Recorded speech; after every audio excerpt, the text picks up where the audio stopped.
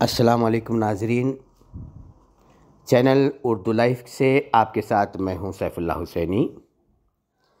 ناظرین، مسلم قوم کس طرح آہستہ آہستہ اپنا وقار کھوتی جا رہی ہے اور کس طرح آہستہ آہستہ اس کے وجود کو ختم کرنے کی کوششیں ہو رہی ہیں، اگرچہ کہ یہ یقیناً ناممکن ہے کہ اسلام کا دنیا سے مکمل خاتمہ ہو جائے، یہ خام خیالی کے علاوہ کچھ نہیں، لیکن ہم اپنے اس ایمانی یقین پر تکیہ کر کے ہاتھ پر ہاتھ دھرے بیٹھے رہیں تو ایسی قوم کے لیے علامہ اقبال نے کہا تھا کہ خدا نے آج تک اس قوم کی حالت نہیں بدلی، نہ ہو جس کو خیال آپ اپنی حالت کے بدلنے کا۔ توکل علی اللہ کے ساتھ ساتھ اللہ کے حکم کے مطابق اپنی بقا اور وقار کی جد و جہد بھی کرنا ضروری ہے۔ تاریخ کی دھیمی آنچ کے عنوان سے محمد عباس اظہری صاحب کا ایک مضمون نظر سے گزرا، اچھا لگا، آپ کو بھی شیئر کر رہا ہوں۔ انتہائی غور طلب امور ہیں جس پر ہمیں سنجیدگی سے غور کرنے کی ضرورت ہے۔ عنوان ہے تاریخ کی دھیمی آنچ، سماعت فرمائیے۔ برما اور بھارت کے مسلمان دنیا کے بڑے سانحے ہمیشہ آہستہ آہستہ جنم لیتے ہیں۔ کوئی قوم ایک صبح بیدار ہو کر اچانک یہ نہیں دیکھتی کہ اس کے گھر جلا دیے گئے، اس کے بچے لاپتہ ہیں یا اس کی زمین کسی اور کی ملکیت قرار پا چکی ہے۔ ظلم کی ابتدا ہمیشہ خاموش ہوتی ہے، قدم قدم چلتی ہے اور صدیوں پرانی بستیاں ایک روز اس طرح مٹ جاتی ہیں جیسے کبھی تھیں ہی نہیں۔ برما، آج کا میانمار، اس خاموش بربادی کی ایک ایسی ہی دل دہلانے والی مثال ہے۔ صدیوں پرانی روہنگیا مسلم آبادی جو اراکان کے ساحلی علاقوں میں زبان، تہذیب، معاش اور تاریخ کے ساتھ جڑی ہوئی تھی، بتدریج ایک ایسی قوم غیر قوم بنا دی گئی جسے آخرکار زمین سے مٹانے کا فیصلہ کر لیا گیا۔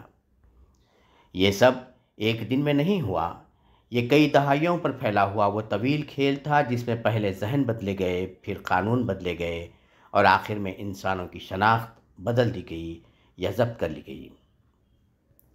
میانمار کی بربادی کی جڑیں بہت دور تک جاتی ہیں۔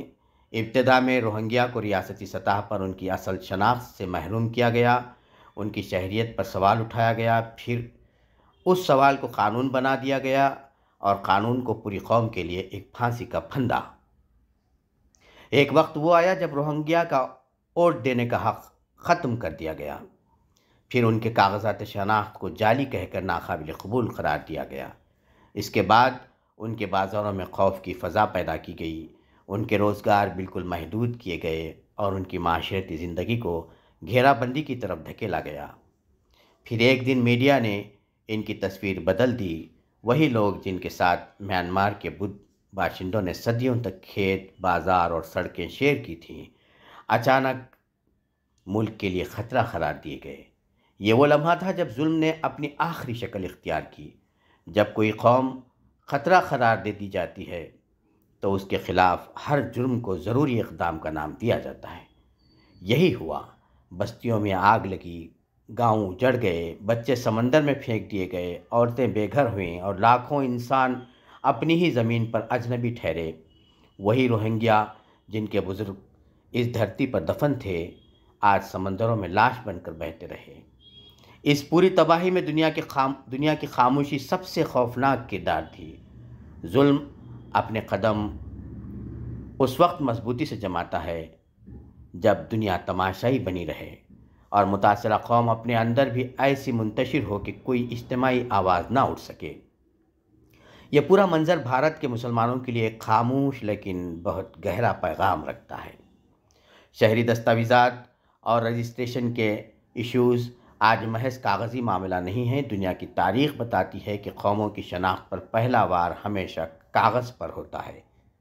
کسی کے کاغذ مشکوک قرار دے دیے جائیں تو اس کا اگلا قدم ووٹر لسٹ سے نام کا غائب ہونا ہوتا ہے۔ پھر اس کے بعد حق شہریت پر سوال اٹھتا ہے اور آخر میں یہ سوال الزام میں بدل جاتا ہے۔ ایک بڑی اکثریت کے لیے اگر لاکھوں نام ریکارڈ سے غائب بھی ہو جائے تو وقت کے ساتھ کوئی نہ کوئی قانونی دروازہ کھول کر انہیں سہولت فراہم کی جا سکتی ہے۔ لیکن اقلیتوں کے لیے سوالات سخت ہوتے ہیں، ثبوت مشکل ہوتے ہیں اور ہر نتیجہ زیادہ تباہ کن، اس لیے کہ طاقتور نظام ہمیشہ کمزوروں کو پہلے آزماتا ہے، پھر انہیں مشق ستم بناتا ہے۔ یہ وہ مقام ہے جہاں تاریخ کی دھیمی آنچ کو محسوس کرنا ضروری ہے۔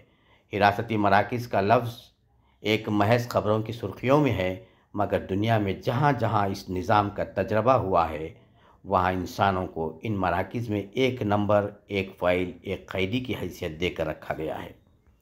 جب شناخت پر سوال اٹھ جائے تو انسان کا گھر، اس کا کاروبار، اس کی زمین، اس کی یادیں، سب اس کے ہاتھ سے ریت کی طرح پھسل جاتے ہیں۔ یہ کوئی خوف پھیلانے کی کوشش نہیں، یہ غفلت پر تماچا ہے، عوام کی وہ غفلت جو اپنے گھروں کی چھتوں پر سکون کی نیند سو جاتی ہے، مگر معاشرے کے بدلتے ہوئے منظرنامے کی لرزش محسوس نہیں کر پاتی۔ میانمار کا سانحہ ان لوگوں کے لیے نہیں تھا جو طاقتور تھے، بلکہ ان کے لیے تھا جنہوں نے آنے والے خطرے کو بہت دیر میں سمجھا۔ آج بھارت کے مسلمانوں کو سب سے بڑا خطرہ بیرونی نہیں، اندرونی ہے۔ افتراق، انتشار، قیادت کی کمی اور مشترکہ لائحہ عمل کا فقدان، یہ وہ کمزوریاں ہیں جو کسی بھی قوم کو باہر سے زیادہ اندر سے توڑ دیتی ہیں۔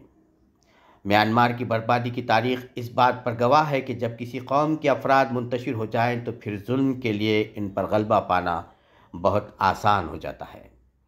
جو کل روہنگیا کے ساتھ ہوا وہ آج کسی بھی کمزور قوم کے ساتھ ہو سکتا ہے۔ دنیا میں طاقت کا مزاج بدل چکا ہے اور ریاستیں اب قانون کے ذریعے ظلم کرتی ہیں۔ گولی سے پہلے قلم چلتا ہے اور قید سے پہلے شناخت چھینی جاتی ہے۔ یہ وقت تاریخ کو پڑھنے کا نہیں، اس سے سیکھنے کا ہے۔ میانمار کے عالمیے کی آگ آج بھی بجھی نہیں ہے، وہ ہمیں صرف دور سے دکھائی نہیں دیتی، مگر اس کی حرارت ان دلوں تک ضرور پہنچ سکتی ہے جو بیدار رہنے کا ہنر رکھتے ہیں۔ بھارت کے مسلمانوں کو یہ سمجھنا ہوگا کہ اپنی اجتماعی شناخت، اپنے حقوق، اپنے کاغذات اور اپنی سماجی وحدت کو مضبوط کرنا کوئی سیاسی عمل نہیں، یہ بقا کی جدوجہد ہے۔ جو قوم بکھر جائے وہ تاریخ کی کتابوں میں محض ایک باب بن کر رہ جاتی ہے۔ تاریخ آج بھی سرگوشی کر رہی ہے۔ جن راستوں سے روہنگیا گزرے وہاں ابھی قدموں کے نشان باقی ہیں، بس دیکھنے والی آنکھ چاہیے۔ ایک اہم اور سنجیدہ موضوع پر جھنجھوڑنے والا مضمون لکھنے کے لیے جناب محمد عباس اظہری صاحب کا شکریہ ادا کرتے ہوئے ہم اردو لائیو کے ناظرین سے بھی گزارش کرتے ہیں کہ اس سنجیدہ مضمون پر سنجیدگی سے غور کریں اور بھارت کے مسلمانوں تک اس پیغام کو زیادہ سے زیادہ پھیلائیں۔ شکریہ۔